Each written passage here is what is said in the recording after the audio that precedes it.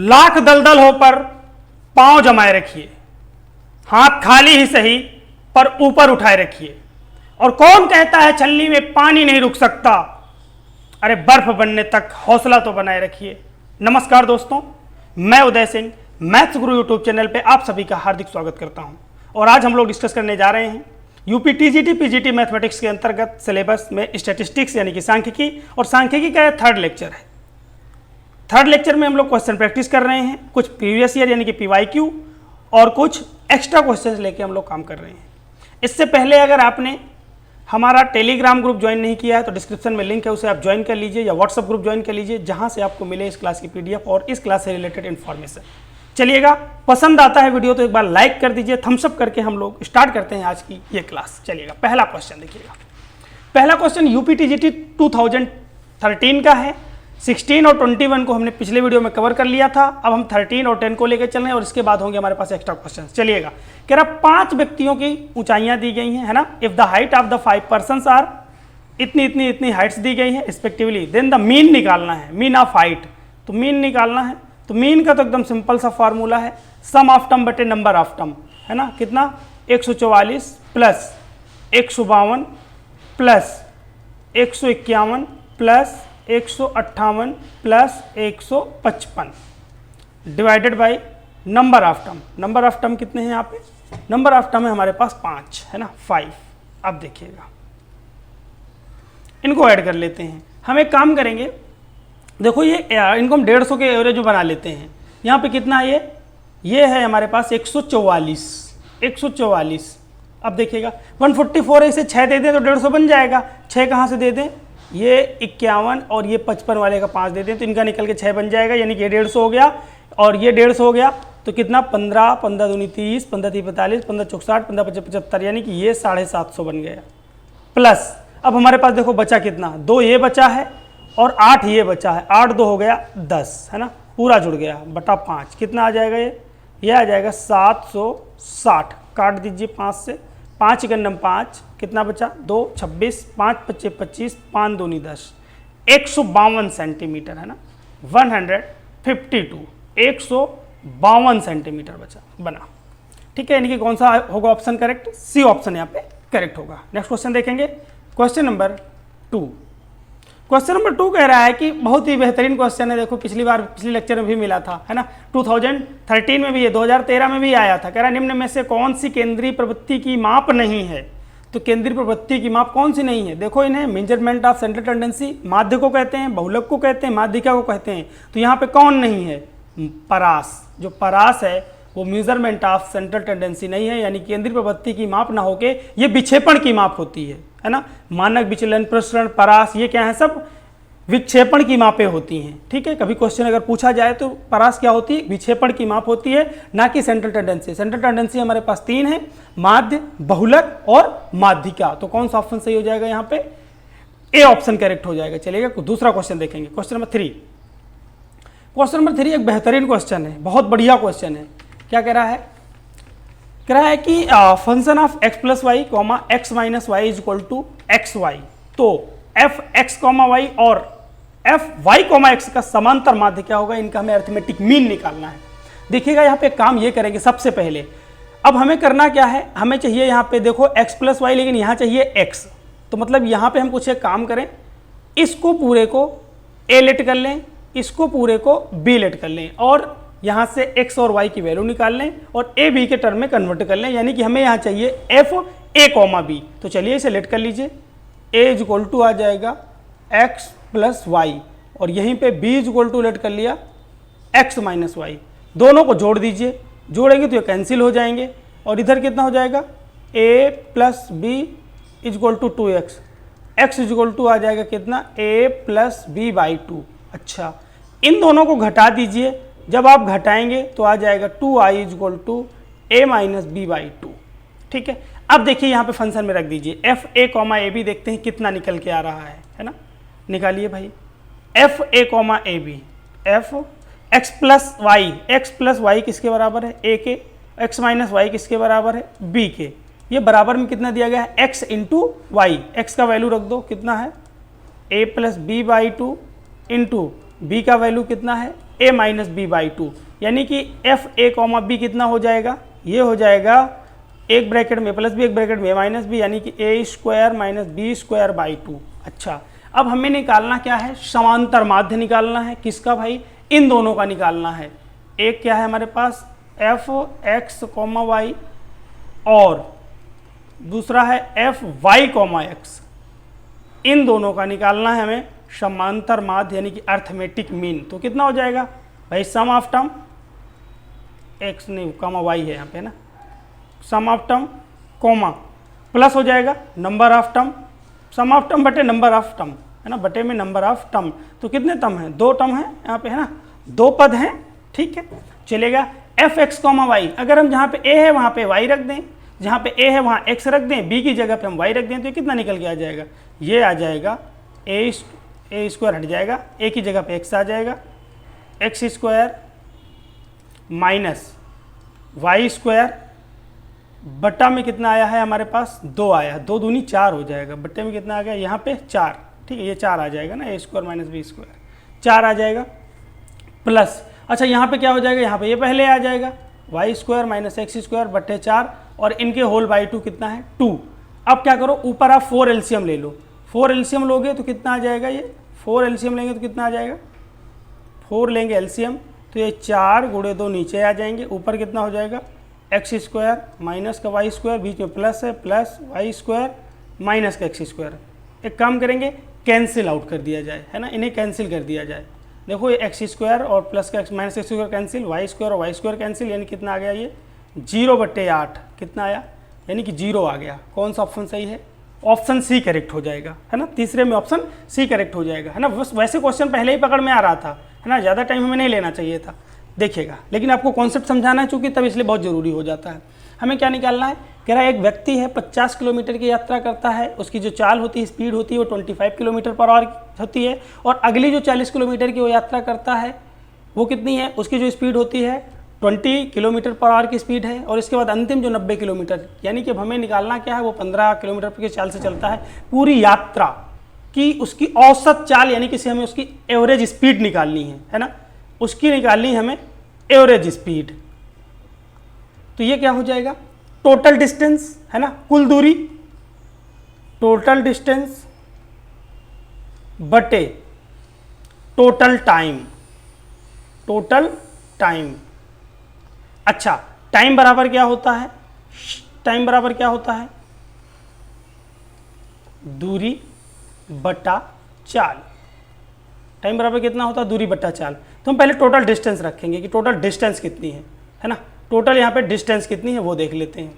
देखिएगा total distance कितनी है, पहले 50, फिर कितनी है 40, फिर कितनी है 90, यानी कि 50 प्लस 40 प्लस 90 डिवाइडेड बाई, अब टोटल टाइम चाहिए हमें। अब देखो 50 किलोमीटर के हिसाब से चला, 50 किलोमीटर दूरी चला 25 किलोमीटर प्रति घंटे की रफ्तार से है ना, तो जो पहला हमारा टाइम आएगा T1 वो कितना आ जाएगा, दूरी बट्टा चाल, यानी कि ये आ जाएगा 2, कितना आ जाएगा 2 आ जाएगा, प्लस T2 निकालो, दूरी कितनी है भाई अगली वाली 40, और ये कितनी है 20 दूनी 40 2, ये भी आ गया 2, प्लस अगला T3, यानी कि तीनों टाइम मिलाएगा, टोटल टाइम तभी तो आएगा, T3 ये वाला मिलाओ, अंतिम वाली जो है 90/15, 15 का नम 15, 15 6 का 90, तो ये 6 आ गया। ऐड कर दीजिए, ऊपर हो जाएगा 180 डिवाइडेड बाई, और ये हो जाएगा 10 है ना, काट दीजिए, कितना आया 18 किलोमीटर पर आवर की स्पीड होगी। कौन सा ऑप्शन सही हो जाएगा, ऑप्शन सी क्या होगा यहाँ पे करेक्ट होगा। UPTGT 2011 का पेपर है ना, का क्वेश्चन है, वहाँ पे पूछा गया है। नेक्स्ट क्वेश्चन देखिएगा, ये भी 2011 का पेपर है ना, UPTGT का तो ये 2011 का पेपर जो आया था कमाल का पेपर था है ना, बहुत कम मेरिट गई थी इसमें।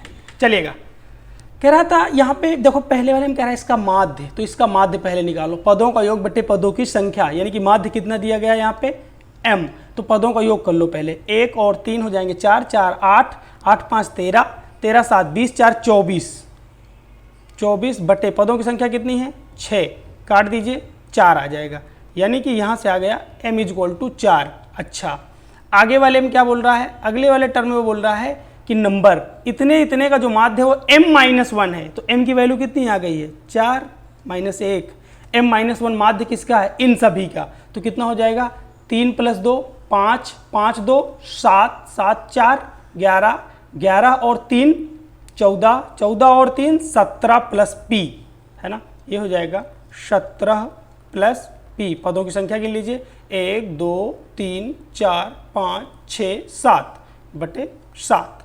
अच्छा 4 में 1 जाएंगे 3, 7 त्रिक हो जाएगा 21, 21 बराबर हो जाएगा 17 प्लस p, घटा देंगे तो p बराबर कितना आ जाएगा, यहाँ से p बराबर आ जाएगा 4। अब आगे देखना, अगले वाले में क्या कह रहा है, p की वैल्यू 4 आ गई है, p की वैल्यू 4 आ गई है। अब हमसे कह रहा है इनकी जो माध्यिका दी गई है वो q है। अब देखो माध्यिका निकालने के लिए p की जगह पे क्या रख लें, 4 रख लें, क्योंकि वो आ चुका है ना, p की जगह पे 4 रखो। इन्हें अरेंज करते हैं पहले, है ना, इन्हें अरेंज करेंगे हम बढ़ते हुए क्रम में, है ना, इन्हें इंक्रीजिंग ऑर्डर में अरेंज कर लीजिए। पहले हमने 2 लेंगे, फिर 2 लेंगे, फिर 3 है, 3 बार आया हुआ है, इसके बाद फिर है 4 और फिर है 4। कितने मान है टोटल हमारे पास, 3 3 6 1 7 मान है ना, 1 2 3, हाँ 7 तो है ही, ठीक है कोई दिक्कत नहीं। कह रहा है जो इनकी माध्यिका है वो कितनी है, क्यू दी गई है। अब देखो इतने मानों के लिए हमें फॉर्मूला लगाने की जरूरत नहीं पड़नी चाहिए, थोड़ा सा दिमाग लगाना है। देखते हैं माध्यिका, हम 3 इधर से छोड़ते हैं, 3 इधर से छोड़ते हैं, तो बीच में जो पद आएगा वो माध्यिका होगी, यानी कि पदों की संख्या विषम है, तभी ये बीच वाला पद जो होगा माध्यिका हो जाएगी, यानी क्यू हो गया। क्यू बराबर कितना आ गया, यहाँ पे 3 आ गया, क्यू बराबर कितना आ गया, 3 आ गया, माध्यिका कितनी आ गई, 3। अब हमसे पूछा है p और q की वैल्यू क्या होगी, है ना, क्वेश्चन में पूछा है p + q की वैल्यू क्या होगी, p + q = कितना आ जाएगा, 4 + 3 बराबर में कितना आएगा, 7, है ना। कमेंट सेक्शन में कमेंट करके बताया करिए, तुरंत ही आंसर बताएंगे। चलिएगा अगला क्वेश्चन नंबर 6 अटेम्प्ट करिए, क्वेश्चन नंबर 6 को अटेम्प्ट करिए। बहुत ही बढ़िया क्वेश्चन है, बताइए आपके हिसाब से क्या सही हो सकता है। UPTGT 2011 में प्रश्न आया हुआ था, कह रहा है किसी बंटन का बहुलक ज्ञात किया जाता है, किससे ज्ञात किया जाता है, आयत चित्र द्वारा, से कम संचयी बारंबारता वक्र द्वारा, से अधिक संचयी बारंबारता वक्र द्वारा, या आवृत्ति बहुभुज द्वारा। तो यहाँ पे जो बहुलक ज्ञात किया जाता है वो कहाँ से ज्ञात किया जाता है, आयत चित्र के द्वारा, यानी कि हिस्टोग्राम के द्वारा बहुलक ज्ञात किया जाता है। ठीक है, नेक्स्ट आगे चलेंगे, क्वेश्चन नंबर 7। कह रहे निम्नलिखित सारणी में से क्वेश्चन नंबर 7 का आप आंसर कमेंट करके बताइए। कह रहा है कि आंकड़ों की संख्या दी गई है, तो कह रहा है 250 और 300 के मध्य आंकड़े ज्ञात कीजिए। हम एक काम करेंगे, इसे थोड़ा सा मॉडिफाई करते हैं, तब तक आप सॉल्व करिए और कमेंट सेक्शन में आंसर दीजिए। कह रहा है 200 से अधिक, है ना, 200 से अधिक ये दिया गया। यहाँ पे फिर क्या कह रहा है 250 से अधिक, यानी कि यहाँ पे 201 से मान लेते हैं 250 तक, यहाँ पे 251 से कहाँ तक, 300 तक। फिर यहाँ पे क्या कह रहा है 300 से अधिक, यानी 301 से 350 तक, और यहाँ पे 351 से आगे।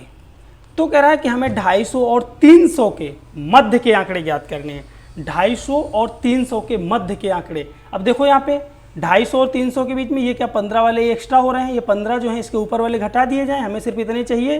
तो कितना हो जाएगा ये 250 और 300 के मध्य कितना हो जाएगा, 38 माइनस का 15 बराबर में कितना आ जाएगा, 23 आंकड़े ऐसे होंगे, है ना, जो 250 और 300 के मध्य होंगे। कौन सा ऑप्शन सही हो जाएगा, बी सही हो जाएगा।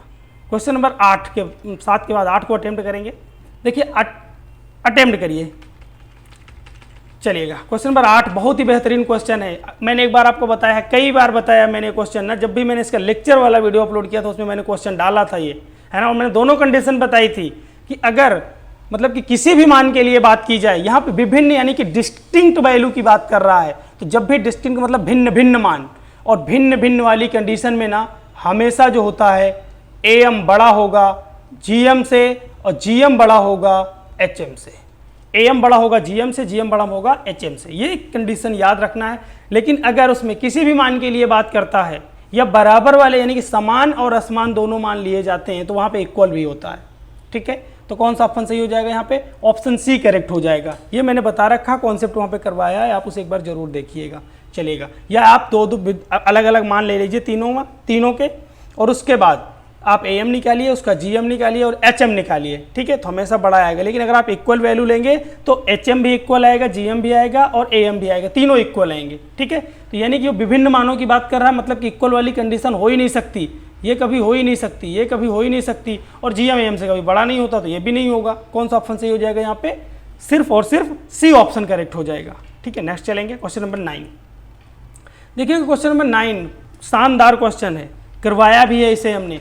यहाँ पे क्या कह रहा है कि 30 व 20 आकार के 2 नमूने दिए गए हैं और इन नमूनों के माध्य इतने और इतने हैं, इनके मानक विचलन इतने और इतने हैं, तब सभी 50 आकार के, है ना, सभी 50 आकार के नमूने, मतलब कि 30 20 50 दोनों नमूने जो हैं 30 20।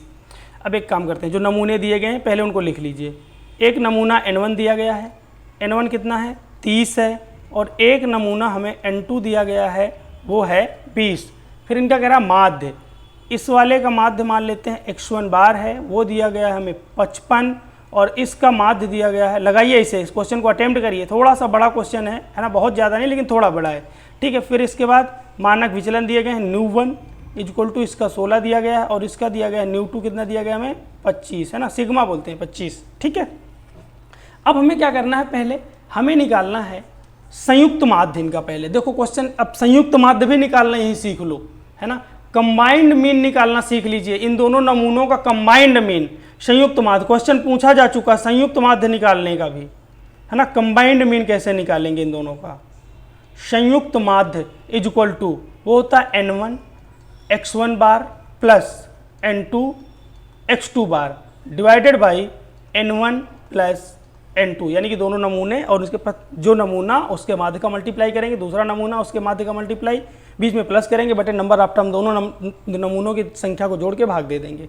निकालते हैं यहाँ पे कितना आ जाएगा भाई? N1 यहाँ पे 30 दिया गया है, और वो कितना दिया गया है? x बार, यानी कि ये हो जाएगा हमारे पास 30 गुणे x1 बार कितना है? 55। 30 गुणे 55, 30 गुणे 55 कर देते हैं इसे, 30 गुणे 55 प्लस N2 दिया गया है 20, और ये x2 दिया गया है 60 बटे 50, है ना। अब अलग हम इसे करना चाहें तो हम ये कर सकते हैं, देखो अलग अलग बट्टे कर दें तो इससे कट जाएगा, 5 से कटेंगे 11, यहाँ पे 33 बचेगा, प्लस ये 0 कट जाएगा, ऊपर कितना हो जाएगा भाई हमारे पास? 120, या 5 इसे 0 से काट दो, वहाँ पे 6 बचेगा, इसे 4 6 चौक 24 हो जाएगा, कट गया, ख़त्म काम, है ना। ये कितना आ जाएगा? 5 और 7। अब हमें निकालना है यहाँ पे इन दोनों का संयुक्त माध्य। निकल आया संयुक्त माध्य। निकलने के बाद अब हमें निकालना है संयुक्त माध्य को हम x12 भी लिख सकते हैं। ठीक है, x12 संयुक्त माध्य x12 बार लगा दीजिए, कोई दिक्कत नहीं। अच्छा, अब निकाल लीजिए आप यहाँ पे d1। d1 बताते हैं क्या होता है। d1 क्या होता है? ये होता है x1 बार माइनस का x12, जो ये संयुक्त माध्य आया है उसको घटा दीजिए, तो कितना हो जाएगा भाई? 55 माइनस 57, तो ये माइनस का 2 हो जाएगा। इसी तरह यहाँ से निकालिए d2। d2 निकालिए, d2 क्या हो जाएगा? x2 बार माइनस का x12 बार। अच्छा, x2 कितना दिया गया है यहाँ पे? हमारे पास पहले से 60 दिया गया है, ये ऊपर लिखा हुआ है x2 बार 60 माइनस, हम दोनों बार क्यों लगा रहे हैं? ठीक है, ये यहाँ पे 1 2 है। अच्छा, ये 1 2 है। ठीक है, हाँ हाँ, अलग अलग है दोनों, 1 2। ये घटा दो, 60 माइनस 57, ये कितना आ जाएगा? ये 3 आ जाएगा। अब हमें निकालना है इन दोनों का मानक विचलन, इन दोनों नमूनों का मानक विचलन। निकालते हैं भाई इसे, देखिएगा, हाँ दिख नहीं रहा होगा, चलिएगा मैं इसे थोड़ा सा ऊपर करूँगा। इन दोनों नमूनों का हमें निकालना मानक विचलन। तो मानक विचलन क्या होगा? न्यू12, संयुक्त रूप से निकाला जा रहा है इसलिए 1 2 लिखा हुआ है। संयुक्त मानक विचलन ये होता है, इसके लिए फॉर्मूला होता है हमारे पास न्यू1 square n1 plus sigma 2 square n2 plus ये d1 निकाला है ना, d1 स्क्वायर n1 डेविएशन है हमारा ये, प्लस d2 स्क्वायर n2 और डिवाइडेड बाई आएगा n1 plus n2, n1 plus n2। मैं सारी वैल्यू रख देता हूँ, आप कैलकुलेट करते रहिएगा फुर्सत में, है ना। ये हो जाएगा रूट में, ये वैल्यू रखेंगे, इसकी हो जाएगी 16, 16 का स्क्वायर कितना होता है? 256 गुड़े n1 का वैल्यू कितना दिया गया है हमारे पास? 30 दिया गया, बीच में प्लस है, प्लस n2 कितना? 25, तो 625 हो जाएगा, गुड़े n2 का वैल्यू कितना है यहाँ पे? 20 है। ठीक है, 20 हो गया, प्लस ये कितना हो जाएगा हमारे पास? d1 स्क्वायर, d1 कहाँ पे? 2 यानी कि 4 हो जाएगा, 4 गुड़े n1 यानी कि 30 हो जाएगा, प्लस ये हो जाएगा 3 यानी कि 9 गुड़े 20, डिवाइडेड बाई रूट के अंदर ही डिवाइड में क्या आएगा n1 प्लस m2 यानी कि 30 20 50। ठीक है, कैलकुलेट करेंगे इन्हें, 50 से डिवाइड कर दीजिएगा, सभी में 0 से डिवाइड कर दीजिए। आप डिवाइड करेंगे तो 5 5 5 हर जगह पे बचेगा। फिर इनको क्या करिए, 5 को भी आप भाग ही देना पड़ेगा लास्ट में। ठीक है, कैलकुलेट करिएगा, हमने कैलकुलेट कर रखा है, कैलकुलेशन आपके नाम। ये आ जाएगा 2048/5 करेंगे तो ये आ जाएगा हमारे पास 409.6। वर्गमूल ले लीजिएगा, वर्गमूल आएगा 20.23। कैलकुलेट करिएगा इसे। ठीक है, कौन सा ऑप्शन सही हो जाएगा, डी ऑप्शन करेक्ट हो जाएगा, कोई भी ऑप्शन मैच नहीं कर रहा है। ये क्वेश्चन बहुत ही अच्छा है ना, कभी याद आ जाएगा तो कैलकुलेशन करवाता रहेगा। चलेगा, क्वेश्चन नंबर 10 देखेंगे। 6 आदमी दिए गए हैं, इनका भी हमें समांतर माध्य निकालना है ना। ये क्वेश्चन आप अटेम्प्ट करेंगे जल्दी से। क्या सही होगा, पदों का योग बटे पदों की संख्या, पदों का योग बटे पदों की संख्या, है ना, करिएगा कमेंट। x बार बराबर हो जाएगा 45 plus 60 plus 55 plus 60 plus 65 plus 75, है ना, बटे number of term. Number of term कितने हैं, देखिए यहाँ पे नंबर ऑफ टर्म कितने दिए गए हैं हमारे पास, 6 हो जाएंगे। चलो 45 से एक काम करो, 5 इसको दे दो, है ना, 45 और 60 हो जाएंगे 105। 45 और 60 कितने हो गए, 105, 5 इसे दोगे 110, 110 और 50 160, 160 और 60 कितने हो जाएंगे, 160 और 60 220 हो जाएंगे। तो ये हमारा 220 हो गया, 220 प्लस में कितना हो जाएगा, ये 65 ये हैं और ये हैं 6 7 13 130 140 ये हो जाएंगे, 140 यानी कि पूरे 360 घुमा दिया, है ना। तो ये हो जाएगा 360 बटे 60, काट दीजिए 60, कितना आएगा भाई 60 kg। मामला 60 किलो का है ना, कितना आया 60 किलो। क्वेश्चन नंबर 11 देखिएगा, क्वेश्चन नंबर 11। क्वेश्चन नंबर 11 में भी माध्यिका निकालनी है, UPTGT 2010 में आया था प्रश्न, है ना। माध्यिका निकालनी है तो सिंपल सी बात होती है कि इनको पहले अरेंज कर लो, है ना, अरेंज कर लीजिए इनको। ये कितना आ जाएगा भाई, ये आएगा 2 के बाद 3 है, 3 के बाद 4 तो है नहीं, 5 है, 5 के बाद 6 भी है, 6 के बाद 7 भी है, 8 नहीं है, 9 नहीं है, 10 है, 11 है, 12 है, नहीं 12 नहीं है, 11 के बाद 20 दिया गया डायरेक्ट, है ना। डेटा गिन लेंगे एक बार, गलती ना हो कोई छूट जाए। 1 2 3 4 5 6 7 8, है ना, 4 4 8। अब 8 आ गए हैं तो मतलब ये है, कहने का मतलब कि 3 इधर से छोड़ो और 3 इधर से छोड़ो, जो बीच में 2 पद हैं वही माध्यिका होंगे, है ना। या सीधा से सीधा 8 आए हैं तो 4/2, चौथा पद और 5वां पद बटा 2, यानी कि ये हमारे पास जो मीडियन होगी वो क्या हो जाएगी, 4th टर्म यानी कि 6 प्लस 5th टर्म यानी कि 7/2, कितना हो जाएगा 13/2 का मतलब क्या होता है 6.5, 6.5। ठीक है, चलेगा। क्वेश्चन नंबर 12 देखिएगा। क्वेश्चन नंबर 12 में कह रहा है नीचे दिए गए कुछ आंकड़े दिए गए हैं। अब देखिए ये आंकड़े बहुत ही बेहतरीन तरीके से दिए गए हैं, वो अरेंज है ऑलरेडी अरेंज। जब भी कभी ऐसा दिया जाएगा तो अरेंज ही डोटा होंगे, वो दिया गया है कि इनकी माध्यिका जो दी गई है। अब गिन लो कितने हैं, 1 2 3 4 5 6 7 8 9 10। पदों की संख्या भी सम है ना, इवन है। तो इवन है यानी कि 10/2 वहाँ पद, है ना, n/2th term plus 10/2 plus 1th term, है ना, वहाँ पद। टोटल बाई कितना होता है 2, यानी कि माध्यिका हमारी इन दोनों के बीच में होती है। कितनी दी गई है वो 22 दी गई है। तो 5वां पद कौन सा है, x + 5, और छठा कौन सा है x + 7 बाई 2 = 22। तो ये 2x प्लस का 12 बराबर हो जाएगा 44, है ना, 12 है। उधर घटा दीजिए, 2x बराबर ये घटेगा 2 बचेगा और यहाँ पे 3 बचेगा, 2 से काट देंगे 16 आएगा। x बराबर कितना आया भाई 16। चलिएगा, कमेंट सेक्शन में कमेंट करेंगे करेक्ट आंसर, है ना, कौन सा ऑप्शन सही होगा, दूसरा। नेक्स्ट क्वेश्चन अटेम्प्ट करेंगे, क्वेश्चन नंबर 12 को अटेम्प्ट करेंगे। शानदार क्वेश्चन कह रहा है कि बहुत ही बढ़िया कह रहा है कि इन प्राकृतिक संख्याओं का जो मानक विचलन है ना, वो बताइए क्या होता है। ये दरअसल आपको याद होना चाहिए, है ना, बहुत ही अच्छा क्वेश्चन है और कभी कभी इस पर रिलेटेड रिजल्ट आ जाते हैं, है ना, मतलब कि ये रिजल्ट याद रहेगा आपको तो इससे रिलेटेड क्वेश्चन आ जाते हैं। चलिएगा, हम निकाल रहे हैं इन प्राकृतिक संख्याओं का मानक विचलन यानी कि स्टैंडर्ड डेविएशन। ठीक है, स्टैंडर्ड डेविएशन यानी कि मानक विचलन क्या होता है वो, रूट रूट कितना हो जाएगा ये, sigma n square by n minus sigma n by n का होल स्क्वायर, ये बन जाएगा फॉर्मूला। कैलकुलेट करेंगे इसे। देखो सिग्मा एन स्क्वायर 1/6 हो जाएगा। एक काम करते हैं, क्या होता है 1/6, तो 6 को ले लो नीचे n के साथ, 6n, फिर n इंटू n+1 और इंटू 2n+1, ये हो गया।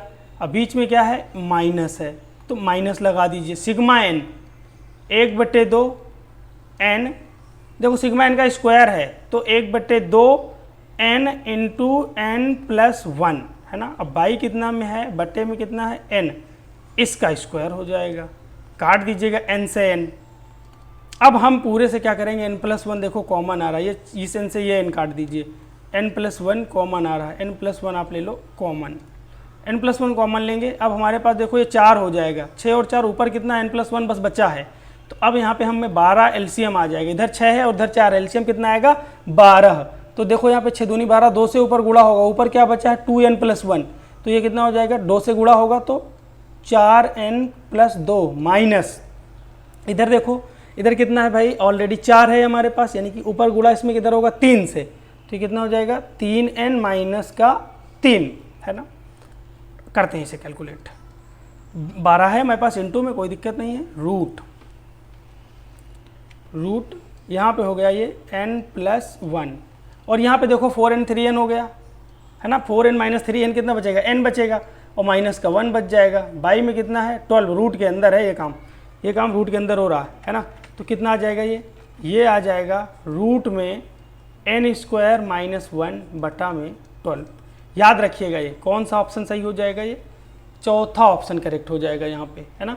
कौन सा ऑप्शन करेक्ट हो जाएगा, n² रूट n² माइनस 1 चौथा नहीं सॉरी है ना, चौथा नहीं, कौन सा सही होगा, रिजल्ट याद होना चाहिए, दूसरा ऑप्शन करेक्ट हो जाएगा यहाँ पे, दूसरा ऑप्शन करेक्ट हो जाएगा, यानी कि n² रूट n² माइनस 1/12, ये फॉर्मूला है, इसे एक रिजल्ट की तरह याद रखेंगे, ये हमारे काम आएगा। अब देखिए शानदार क्वेश्चन नंबर 14 क्या रहा है कि यदि ABC 3 धनात्मक संख्याएं हों है ना, ABC 3 धनात्मक संख्याएं हैं। चलो क्वेश्चन नंबर 14 है ये, ABC 3 धनात्मक संख्याएं। देखो यहाँ पे हमें ये समझ में आ रहा है कि पदों का योग है, यानी कि यहाँ पे हो सकता है समांतर माध्य हो, और 1/a प्लस 1/b प्लस, अब देखो यहाँ पे अगर हमारे पास 3 संख्याएं हैं, एक है हमारे पास a और एक है b, एक है c, तो इसका जो अर्थमेटिक मीन यानी कि समांतर माध्य होता है वो क्या होता है, पदों का योग बटे पदों की संख्या, ये हो जाएगा। और अगर हम इसी के HM की बात करें तो वो क्या होता है 3/1/a, जितने पद होंगे वो संख्या n ऊपर रहेगी, 1/b प्लस 1/c, ये HM होता है। और हम एक बात जानते हैं कि जो AM होता है वो हमेशा बड़ा होता है किससे, HM से।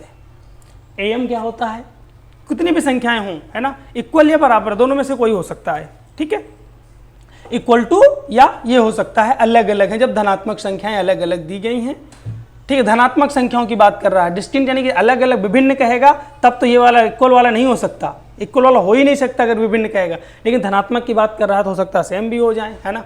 तो यहाँ पे हमें दिया गया है, तो AM कितना हो जाएगा इनका, A plus B plus C/3 greater than equal to, और ये हो जाएगा 3/1/a plus 1/b plus 1/c।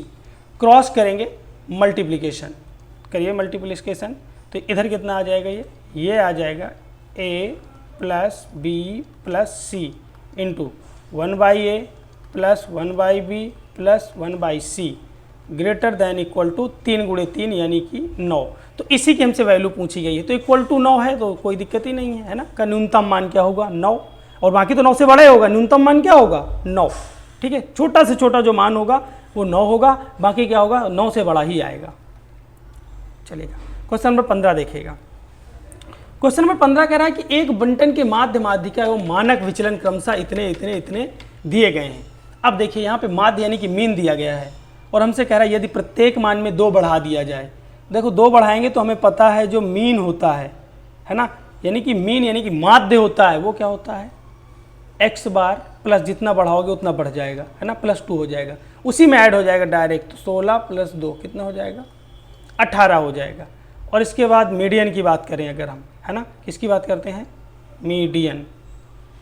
तो मीडियन में क्या होता है, जो इसकी मीडियन होती है यानी कि माध्यिका होती है, वो क्या होती है।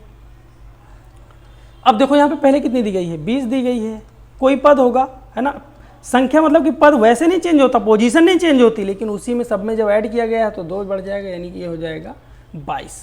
इसके बाद वो कह क्या रहा है, मानक विचलन, है ना। तो मानक विचलन क्या होता है समझने की ज़रूरत है यहाँ पे, है ना। मानक विचलन, नया जो प्रसरण होगा, नहीं, हाँ, मानक विचलन की बात कर रहा है। तो मानक विचलन क्या हो जाएगा, मानक विचलन।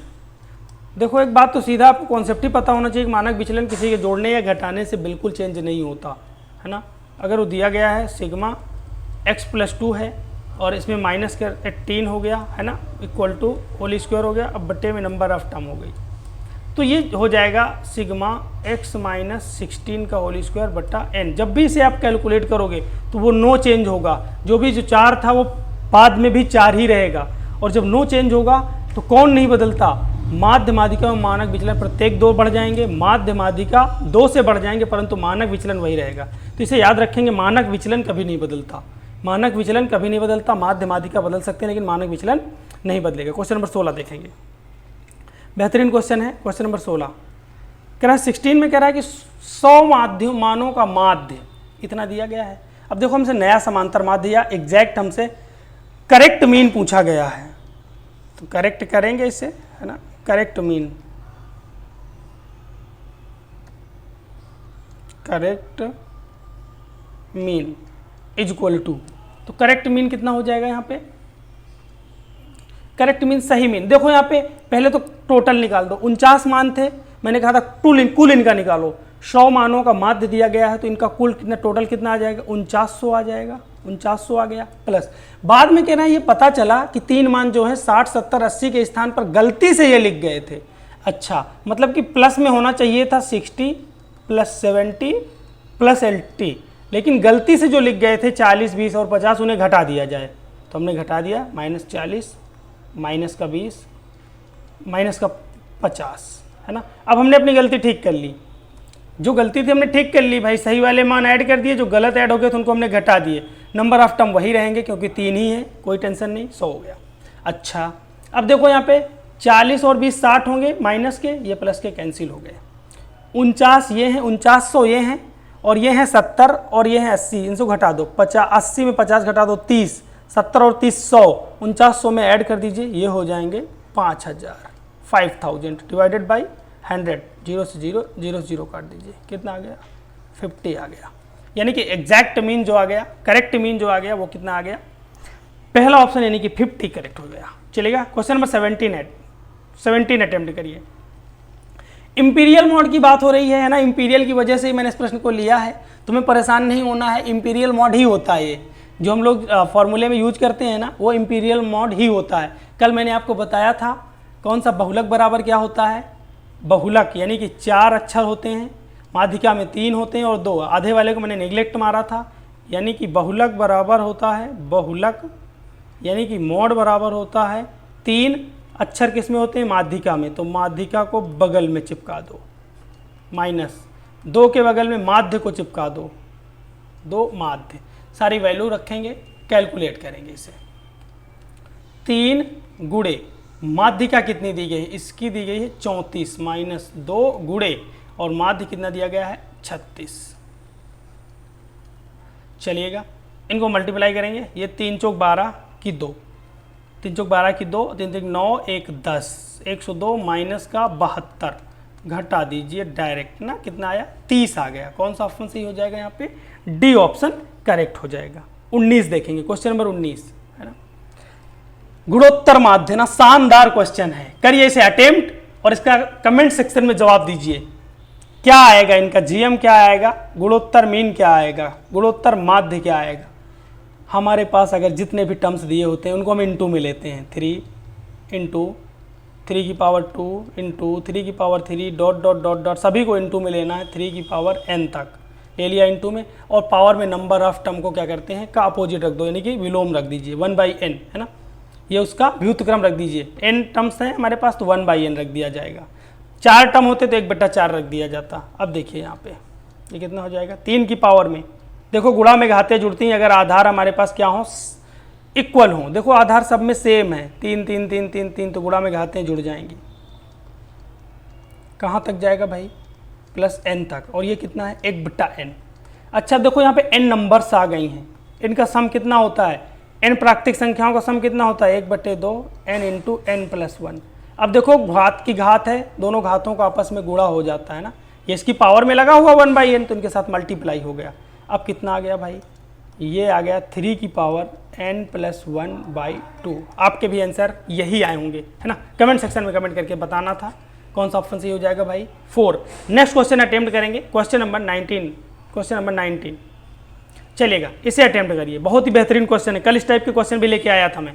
कह रहा एक प्रेक्षणों के समूह का जो माध्य है वो x बार दिया गया है, कोई ऑब्जर्वेशन है, उनके ग्रुप का जो मीन है वो x बार है। कह रहा यदि प्रत्येक प्रेक्षण को a से विभाजित कर दिया जाए और उनमें 10 सब में ऐड कर दिया जाए तो नए समूह का माध्य क्या होगा। मीन्स हमसे पूछ रहा है कि जो न्यू मीन है वो क्या होगा, नया माध्य क्या होगा। कमेंट करिएगा और बताइए कि नया माध्य क्या होगा।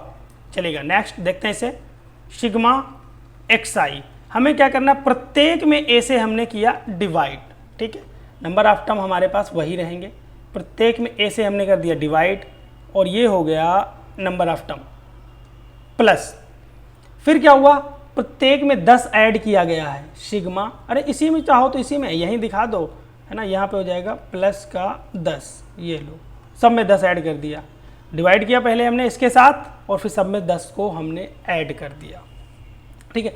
लेकिन एक बात याद रखेंगे, जो a है वो सिर्फ इस वाले पद के साथ है ना, a सबके साथ नहीं है ना, एक मिनट, अरे हाँ एक मिनट, चलेगा, ये किसके साथ है, सिर्फ इसके साथ है a, x के साथ है ना, xi के साथ, इसके साथ है a, ठीक है।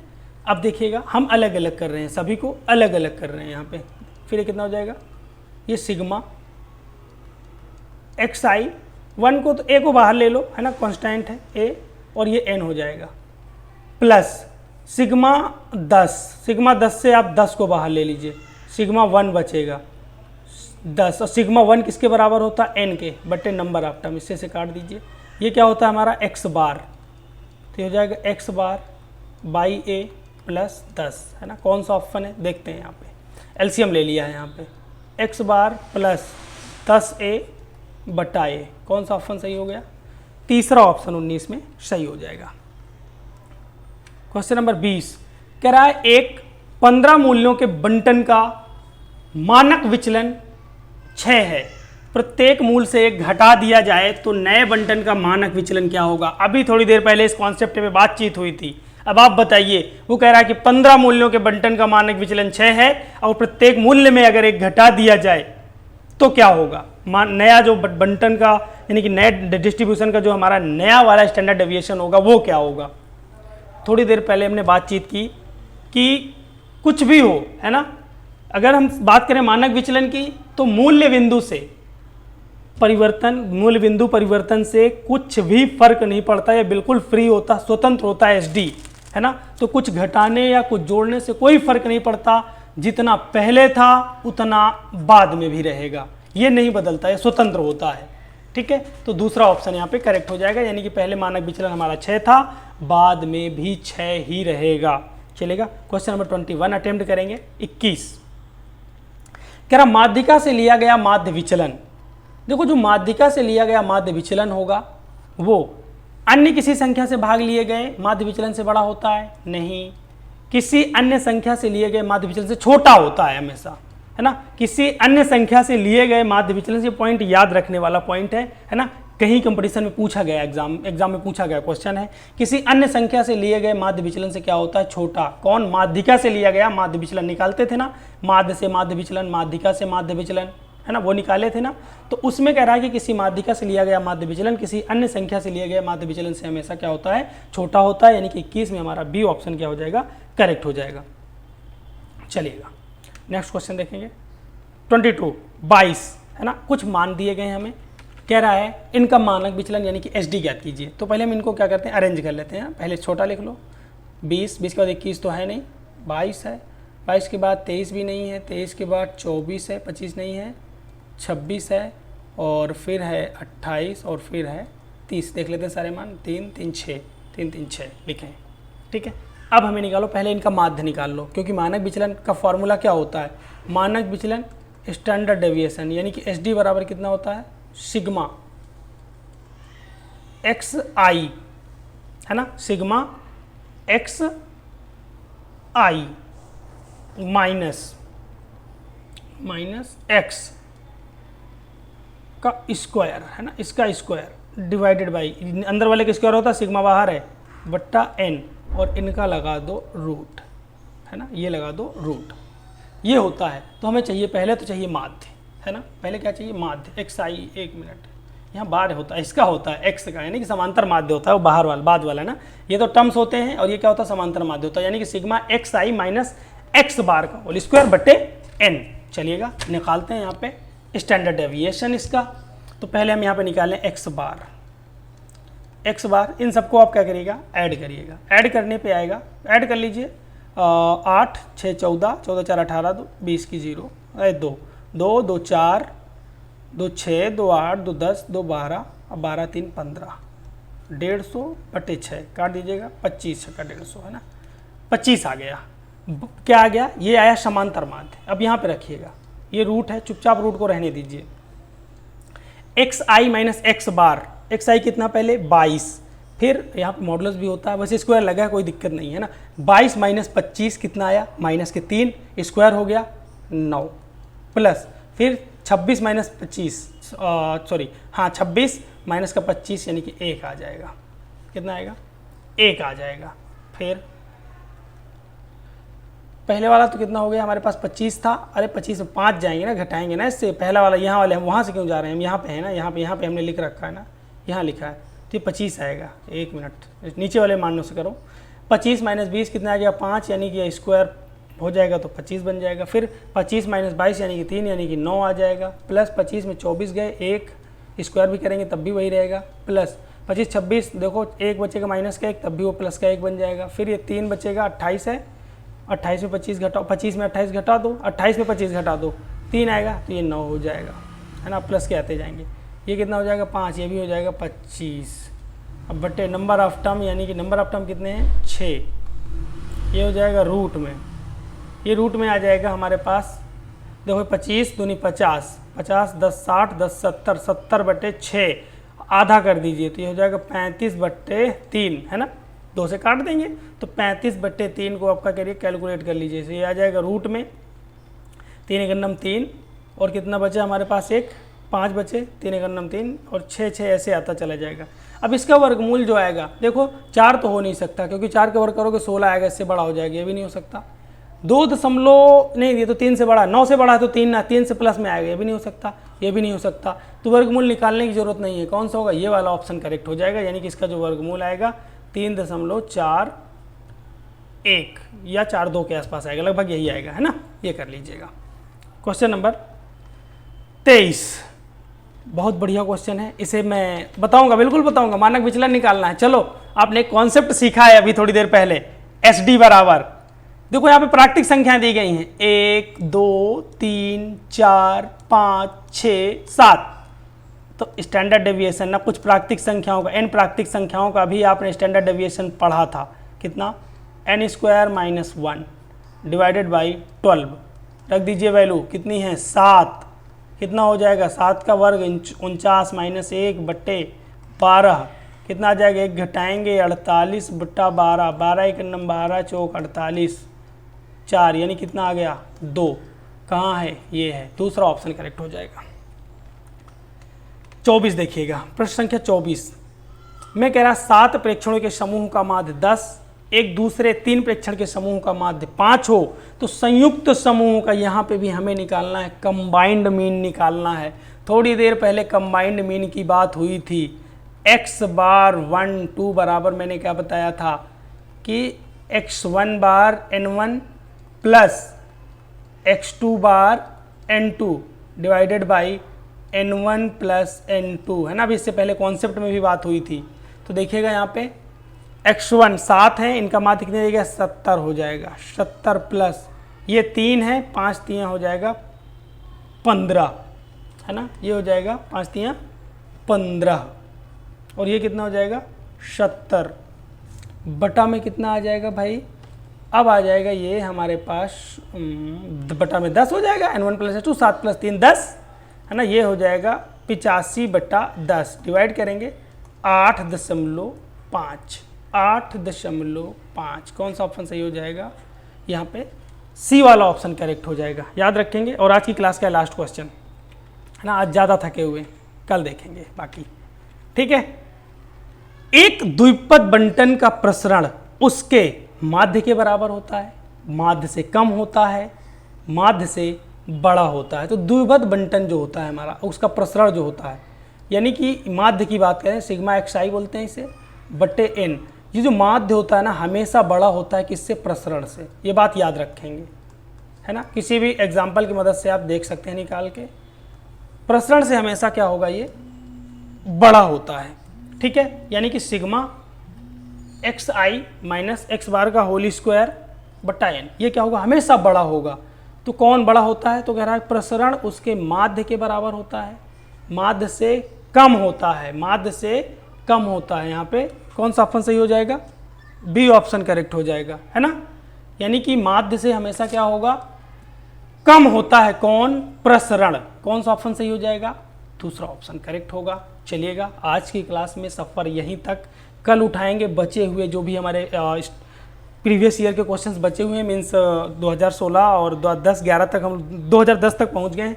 इससे पहले के 2 ईयर के और उठाएंगे और पीजीटी के कुछ प्रश्न उठाएंगे, इसी के स्टैटिस्टिक्स के, है ना, 2 सालों के कम से कम 2021 के और 2016 के। ये प्रश्न उठाने के बाद कुछ एक्स्ट्रा क्वेश्चंस रखेंगे। कल का सेशन जो है और बेहतरीन होने वाला है। इसके बाद 2 सेशन और होंगे और सांख्यिकी खत्म हो जाएगी, है ना। लगभग 100 क्वेश्चन के आसपास में सांख्यिकी कंप्लीट, पूरी तरह से जहां से संभावनाएं है वहां से सारे प्रश्न निकाल लिए जाएंगे।